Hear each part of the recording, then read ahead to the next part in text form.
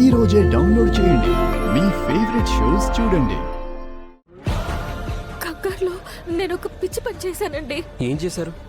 మీరు ఎంత చెప్పినా అదితి కన్విన్స్ కాకపోయేసరికి తనకి నిజం తెలిస్తే పెళ్ళ ఆగిపోతుందని.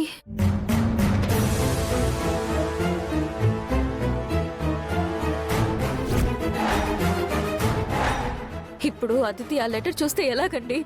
మనం వెంటనే వెళ్ళి ఆదిత్య ఆ లెటర్ చదవక ముందే వెళ్ళి తీసుకురావాలండి. పదండి మీరు.